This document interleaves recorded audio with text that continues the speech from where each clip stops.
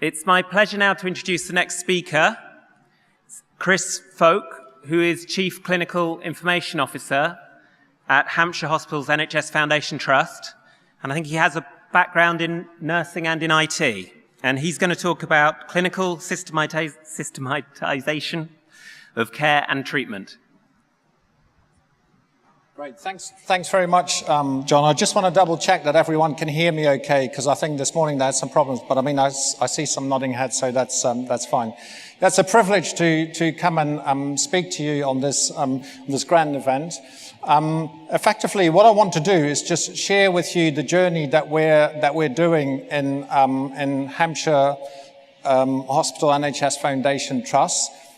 Basically, it's a multi-sited hospital. We've got 3 sites: Basingstoke, Winchester, and Andover. And the board and the organisation made a pledge, sort of like in 2010, 2011, to really invest in IT and sort of like create much more of a clinically focused electronic patient record system. And so as a Chief Clinical Information Officer, that's very much what my bread and butter, what I do on a day-to-day basis. So my role is to go on the shop floor, meet everyone. You know, I'm on ward rounds with consultant teams. I can be in outpatients, I can be in maternity, I can be in front of house, ED, and effectively, first of all, check in regards to how are the systems working in regards to how they should be working for the staff, but also collect information and collect stories and then transform them into systems, clinical systems that work. So we have an in-house development resource. What I'm not saying is that this is the only way or this is the way you should be doing it. What I'm saying is that this is a way that works for us. And yeah, I'd like to share that with you. So setting the scene really. So in 2011, as I said, so there was a bold statement to say, okay, we want to invest into IT. And what you see on the screens there is effectively a typical patient journey throughout secondary care. So, you know, if you look at the swim lanes, sort of like it starts from left to right in regards to everyone will need a referral, an assessment. You'll do things like investigations. You know, people tend to have drugs or they might need tests. And then you go on in regards to, okay, you'll have a procedure intervention. The discharge process will start, and then there'll be follow-up and communication. And what you see on the screen is very much sort of like some red blobs. And the red blobs represent in regards to, this is where you have to do something in paper. So there'll be a paper referral that needs to be processed, and we have paper assessments, and we may have an order-com system, but actually everything gets printed out. So really what you see is the fact that we were starting from a paper-based journey in regards to how do we make that journey of the patient a better experience, but also from a clinician's, from a clinical perspective, a much more usable system. So I don't know whether this thing's got a pointer. Whoops! I've just taken it all away. Never mind. So you see a big blue blob there called the discharge summary. And what happens is that as a junior doctor, when you're basically tasked to do the discharge process and get the patient ready for discharge, you need to frantically figure out, well, where's the patient's been? It might be with my firm, but actually they could have had complications. So they might have been seen by the endocrinology team, but they're also having orthopedic surgery. And they need to go to a step-down unit because effectively the package of care in the community is not ready yet for them to go home. And so what happens is this junior doctor is frantically now trying to figure out in regards to, have I got all the relevant information according to these swim lanes in the case notes to make some plausible discharge summary that a GP can use in regards to having seamless care from secondary care into the community. And as you can imagine, that's quite a formidable task. And what we tried to set out is to say that, okay, how can we make that better? So I would gladly sort of like state in the fact that, okay, when I look at the empowering, I'm looking at the clinicians empowering, also the patient perspective, but really looking at how can we make staff's ability to use clinical systems much more effective. So that was our starting block. And then on the bottom, you see some green blobs, and these were automated system or electronic systems that we had, but they were totally standalone. So in the referral stream, the first stream, you see on the bottom there, we had a PAS. So we've got a patient administration system. That's where the referral will come in, but you have to log into it, and then you have to do the next thing, etc., etc.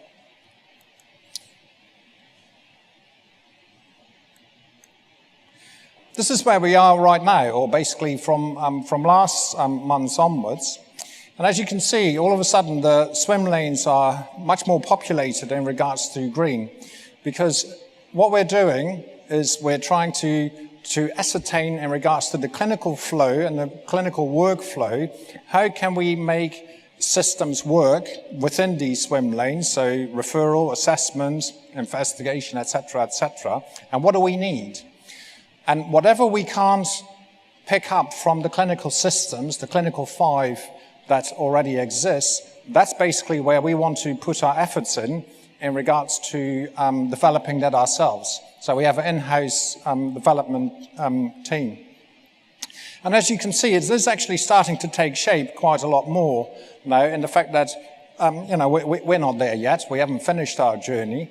But as you can see, there's quite a lot of automatic feeding now from different sources and different data sources, either from vendor source systems or ones that we created ourselves. And they now feed the discharge summary, but also what we've picked up during the last few years is that it also feeds the discharge planning and processing. So this is actually going beyond our hospital, because it's not just about, okay, let me give the GP a good discharge summary, but how do I know that the district nurse who needs to do some stuff with a patient post-discharge, they might not know that a patient actually had complication and they're still in hospital, yet they're thinking that they've come out, and they'll be standing in front of an empty house, ringing the door, and there's no one home. Again, this is about sort of like how do we get time back to care, and how do we get systems to automatically feed and provide information to stakeholders. And our ambition, in line with Jeremy Hunt, and I'm sort of like waiting for all the cheers, but so our ambition is still that by 2018 we get as close to a paperless state, and we see our electronic patient record system as the driver for that. Personally, I think it'll be highly ambitious, not from the fact that we can't do it, but I think there is just such a myriad of information coming in. I think it's much better to state that we would be paper light as opposed to paperless. But so far, we're making good progress. So how do we integrate our organization's systems? I know this is quite a busy slide, but it does illustrate the point really well. So what you see in the bottom of the slide, sort of like underneath the cloud, are our business critical systems from a clinical perspective. So this is our electronic prescribing administration system, our order comms, our pathology system, our demographic system, etc., etc. And what we then do in IT, and where I'm very much part of, is to say, okay, we know when you have software that possibly you only use 5 to 10% of that software, and the other 90% is much more the advanced sort of like functionality that you can use, but you don't use it on a day-to-day basis. But why do we dish all that up to the clinician, and why do we put it in their face that they need to have that too? So what we try to do is actually think about, okay, so what's your natural way of working, your natural language processing, we call it. So how do you like to work? What do you like to do? And we should really then only concentrate on the functionality and the flow that you use and that is useful for you and dish that up to you. And that's what the cloud basically represents. So this is where we do our stuff in-house, whereby we develop our own components and then dish it up into any web browser. So we want to be web or device agnostic. As long as the device has got a browser, you should be able to see the EPR and you should be able to utilize it. And then on the top, you can see that, okay, we've got some avatars or whatever you want to call them, but basically that's the clinical community. So the nurses, the doctors, outreach staff.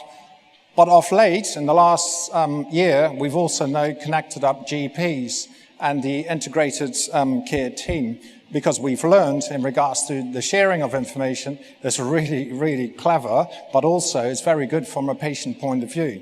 Because a patient thinks, like the public actually think, we're completely connected, and as we all know in this room, that's not always the case.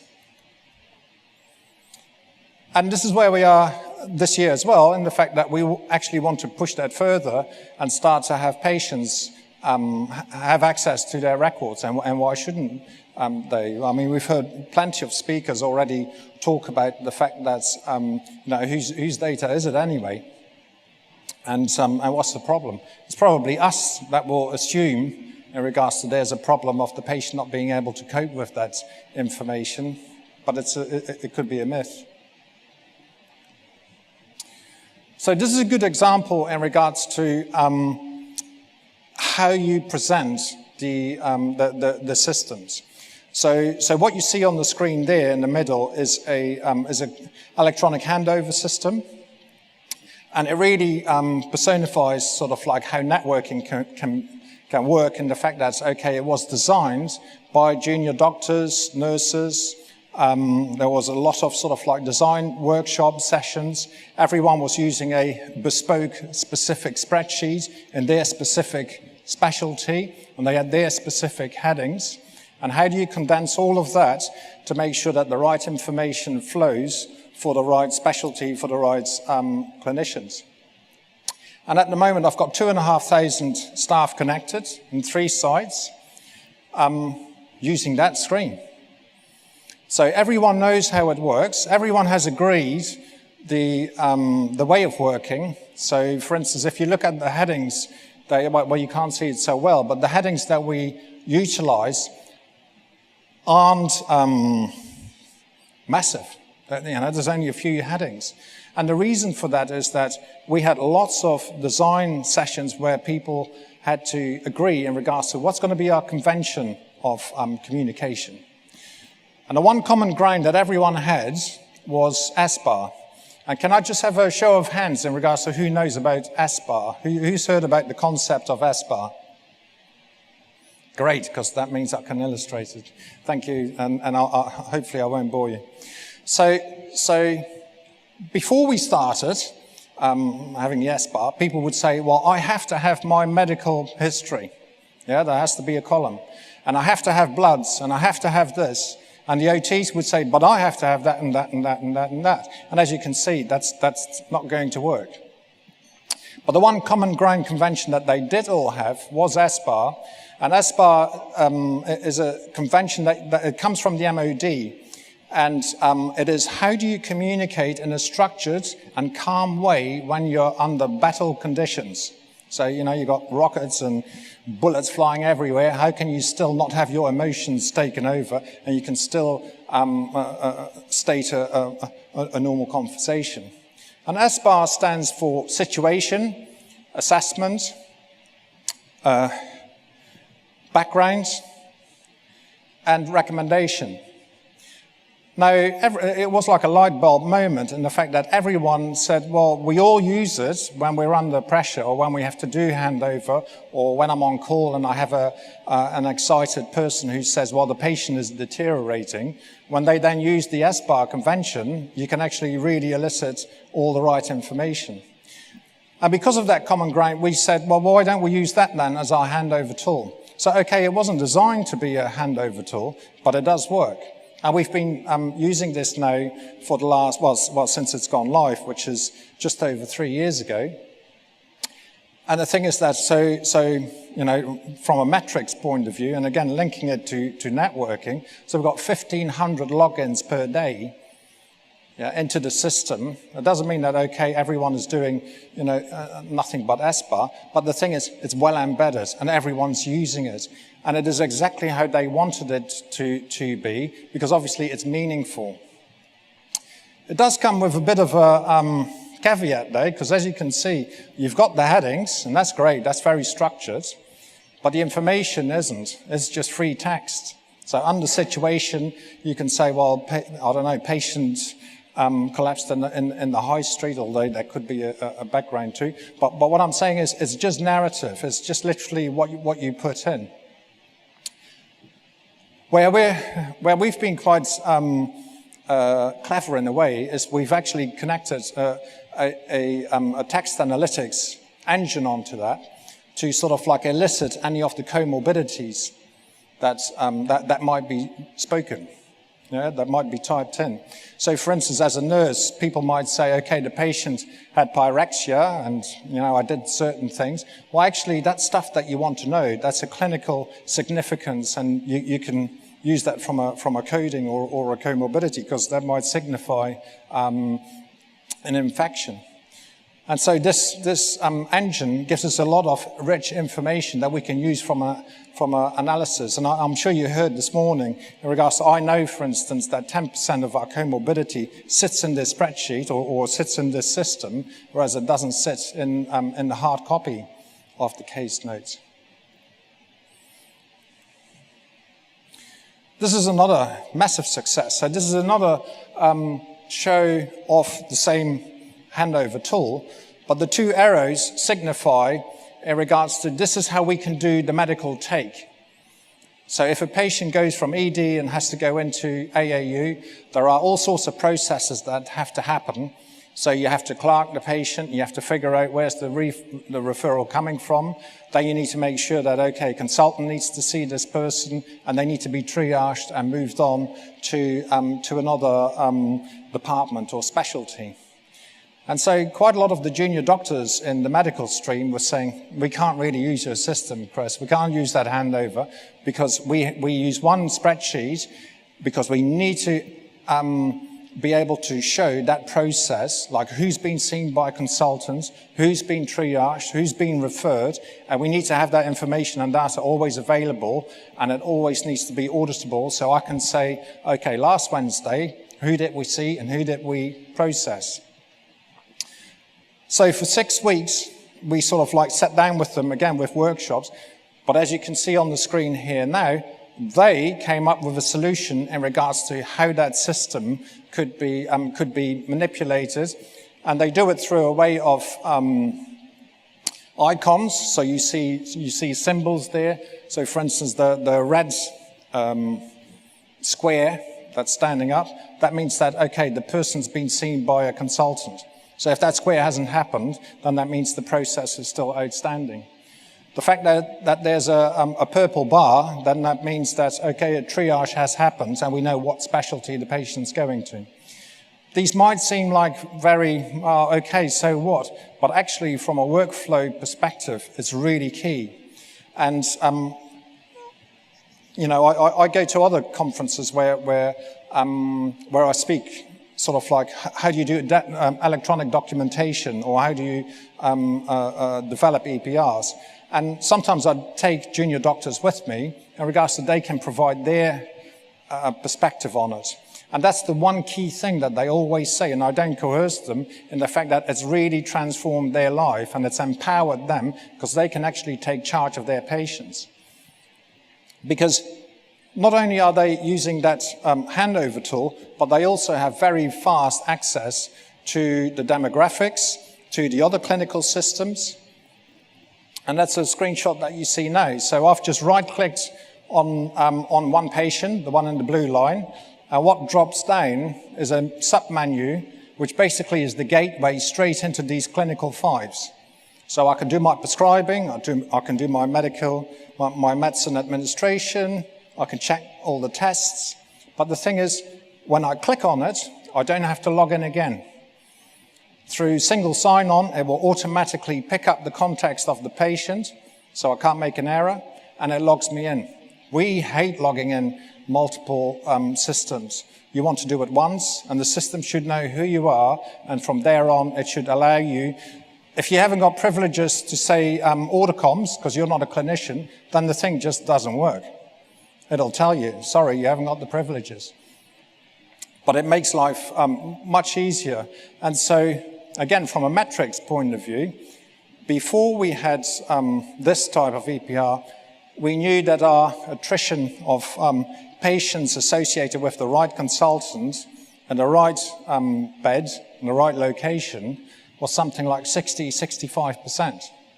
Whereas now, it's in the high 90s. The reason being, in the fact that the doctors can do it themselves now, and boy, you know what your list is, and you know which patient shouldn't be part of your firm, and so hence you will put them forward to the firm that actually is the right patient or the right consultant that the patient should be under. So it's self-managed. That makes life a lot easier for them. We talked a bit about proprietary systems. So we've got an electronic prescribing system, and what you see on the screen, that's not it. So our proprietary system is not really sort of like the way you would see a traditional drug chart. From a junior nurse's or doctor's perspective, no problem. You get used to it. You've got smartphones, you know how to do it. The more mature consultants do struggle with this, and they say, if only I had my traditional drug chart back. So one of them actually wireframed, this is what I would like to see. That's how it could work. And what we then did is say, okay, well, let's code that. So as I said, we code this in Java. Google Web Tool is our front-end development platform. And it just sends messages via the integration engine into the e-prescribing system and back again, so it's bi-directional. But what you see there is the end result of that development in regards to you've got a reasonably traditional way of looking at the drugs. You can see who's had their drugs, who hasn't had their drugs. You can see their demographics, their allergies, and you can also look at their TTOs, etc., etc. It is not that dissimilar to how it was when you had a paper chart. And that's the power of using this development process, which we call best of breed. So you have an EPR based on best of breed as opposed to integrated EPR. So you've got all your systems on the bottom, and you basically feed up what you need to feed up in context of what the staff need to see. And our development methodology is agile. And agile gets sort of like banded around quite a bit. And I'm a complete convert because I'm a Prince 2 practitioner. And boy, I used to love my Gantt charts and my sort of like, you know, boundary meetings and Lord knows what. And we wouldn't go beyond until we'd finished that. Whereas with agile, that's quite different in the fact that, and again, I should actually check because I might be preaching to the converted. Who's familiar with agile and is using it? Okay, so there's a few people that are applying this. But effectively what you do is you, every 6 weeks, you bring out the next release of your product. And it should be a standalone product. So it shouldn't be something that, okay, it's sort of working. No, it should be working properly. And what happens is you just collect these stories. And so remember, that's my job as a CCIO. You collect your stories, you get them on a storyboard. And then from those stories, you start to say, well, which are the priorities that we actually want to develop? So I have a whole group. I chair a group of EPR priority clinical focus group. And that group consists of consultants, the op manager, lots of junior doctors and nurses. And we have no hierarchy. And we go through these stories and say, okay, so this is what we did in the last release. These are the components that we managed to do. These are the ones that we couldn't do in the last 6 weeks. Are they still important now? or has something else on the backlog, so on the storyboard, has come along where you say, you know what, let's not do that one now and do this one instead for the next 6 weeks.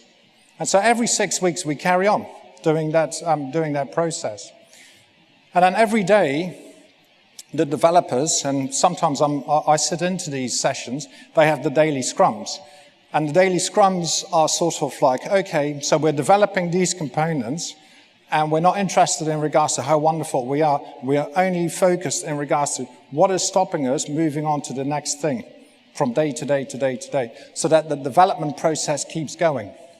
And so what you then get eventually is quite a fluid, very fast and flexible development program. And it makes it quite fresh, because the thing is that from a user point of view, from a clinical point of view, what happens is the fact that I know that something is in the pipeline and I know something is being developed. All I have to check is sort of like, when is the release? If I think something's on the backlog that's really important, so stories that need to be developed now, I can push my case to the EPR priority group, who will then decide as a collective in regards to should we or shouldn't we. And it tends to work. I sort of like mentioned a bit about sharing beyond the organizational boundaries. We did a bit of experimentation in regards to the discharge function in secondary care, and how easy it can be that someone gets blocked or they end up in a bed when they shouldn't be in secondary care, they shouldn't be in hospital. And it can be something as simple and trivial, like, okay, a patient needs to go to home on an electronic bed, but the thing is, no one has checked the electrics at home, and because that hasn't happened, they can't go, because no one dares to say, well, you're safe to go home. It's an electrician's job, and obviously that's not part of the MDT. So whose job is it to sort that out? We all assume, well, there must be social services, or it must be ICT, etc., etc. But we all assume, and in the meantime, the patient is still in that bed. And I know it's a naive narrative, but actually it illustrates the point in regards to, but imagine if you had all these people together, and they're all looking at this from the same way. So they're all looking at the same system, looking at the same issues around the patient, and they can now talk in one room in regards to, but I thought you were doing that. No, it's nothing to do with, no, we thought you were sorting this out, and all of a sudden you'll unblock it. And that's what we were trying to do in regards to, okay, let's unblock some of these problems.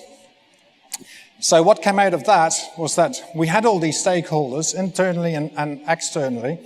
We told IG to just button it for once and sort of like keep everyone together, and it didn't matter that everyone was looking at EPR and doing this and sort of like having access to it, but everyone was doing this every day. They would come into the hospital, we would have a command room, and we would go through all the patients in the whole trust. And the thing is that it's, as you can see, we had GPs, social services, community matrons, all the staff internally.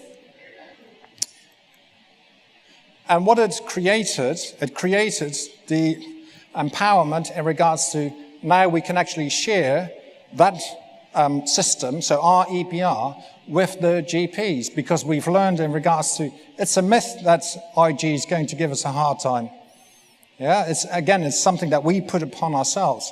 And actually, if you're now a GP, what you could do is you can log into the EPR system remotely. You can see all the patients from your practice and those that are as an inpatient, that have been admitted, or those that are in hospital, and you can now check in regards to, well, when are they coming out? And it unblocks some of the bed blocking quite a lot. E-proms. We haven't heard too much about proms these 2 days, but it's something that we're really, really strong advocates of in regards to, we do believe that the patient-reported outcome measurement system is actually the new kid on the block for the NHS. It's really important that we measure that and that we include them in regards to how we develop treatment systems. But also what we want to do is we want to link it to our EPR. It's actually a medical record, and why shouldn't it be? So we've got it embedded in our EPR, and as I was telling you about the patient becoming connected, this is definitely something we want to develop very shortly in regards to our patient portal, that they'll have access to their EPR, to their PROMs and other information, so they don't have to be in hospital to do their PROMs. I shan't go through this. What I just wanted to show you, for instance, in cancer services, if you come to the outpatient cancer services follow-up clinic, you will get a internationally verified, standardized questionnaire to fill out. And it's just literally like, do you have any trouble doing strenuous activity? And then you can raise whatever you would want.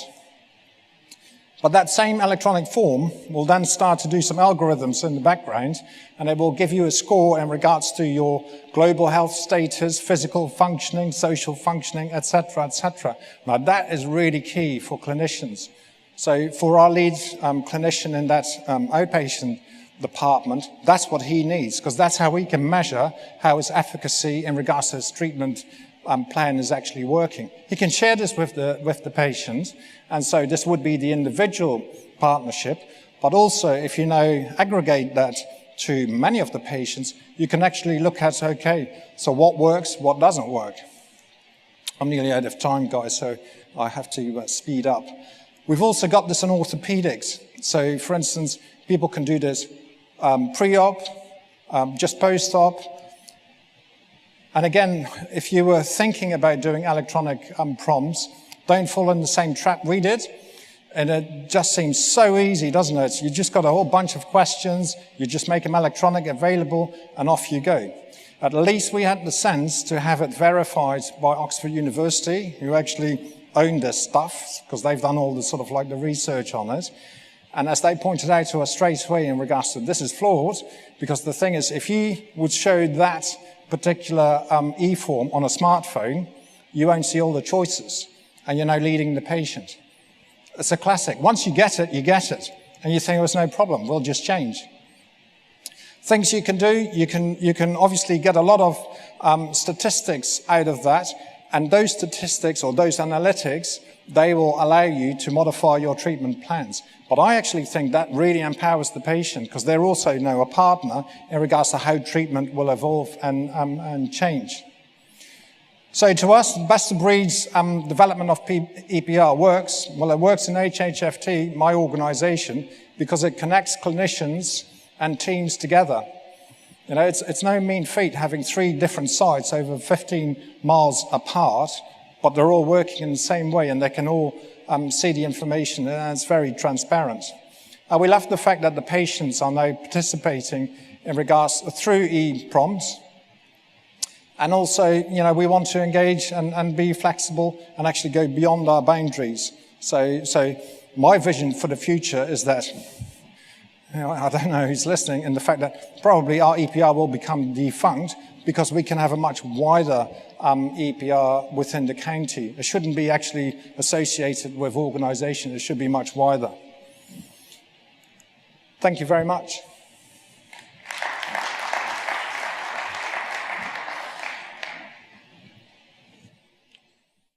Thank you. Thank you very much to Chris. We've got 5 minutes for questions. If anyone has got a question, if you could put your hand up, and there's a microphone coming round. So there's a question in the centre table here.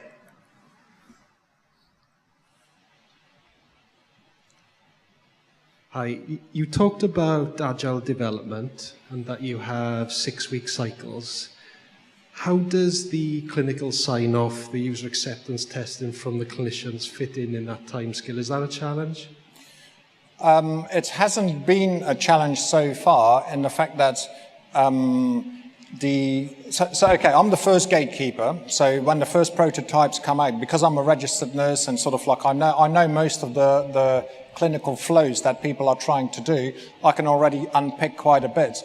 And that helps a lot. That helps the clinical staff, and it helps IT in the fact that they can do some quick modification.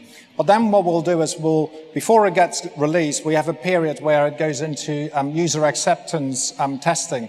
So we have an EPR that looks exactly like our EPR. It even has the real-time patients, but you can't store anything. So you can just do your stuff on it, and then that's it. It disappears.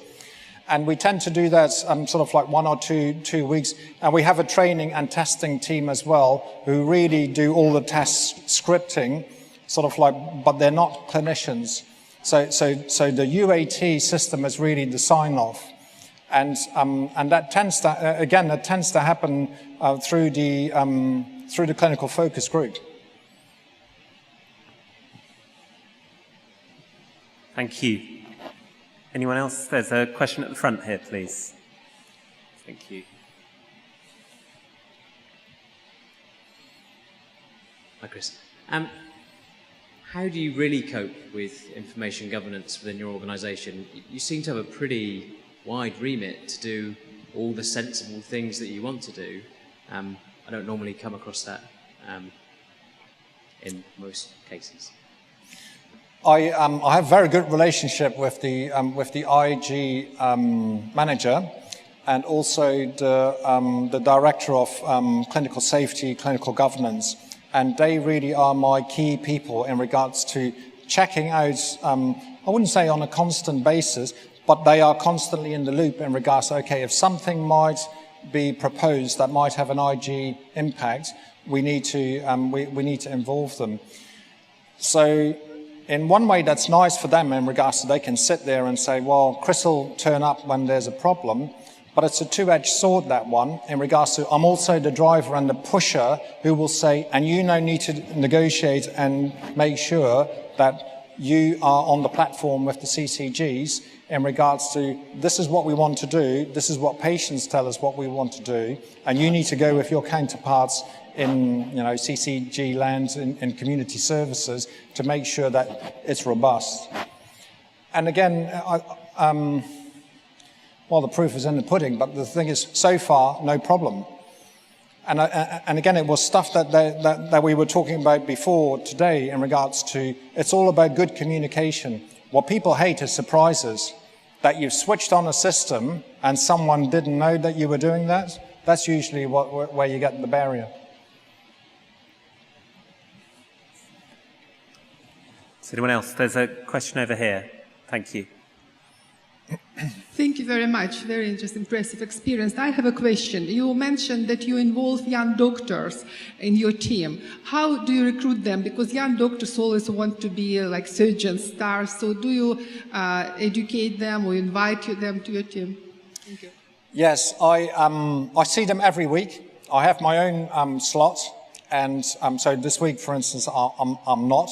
And I notice when I'm not there, so when I'm not on site or I'm away for a few weeks, they really get riotous and they say, well, you haven't been a couple of times and we really need to talk to you about X, Y, and Z. That wasn't always like that. I started off in postgrads every week and I used to be the last one on the list for 5 minutes. But as they got involved in regards to the design and the embedding, it ramped up on their priority. So now to them, it's a big priority. And it's a great reassurance for me, because if I have people who say, I'm sure, Chris, that your EPR is great, but I don't buy it that it works everywhere. I don't buy it that 2,500 people are connected to this. And I can now say, well, you can go anywhere you like. And you can talk to any doctor, because I know they've had the input and they're part of it. Thank you. I think we're out of time now, so if we could just say thank you once again to Chris, and then it's the break. Thank you. Right, thank you.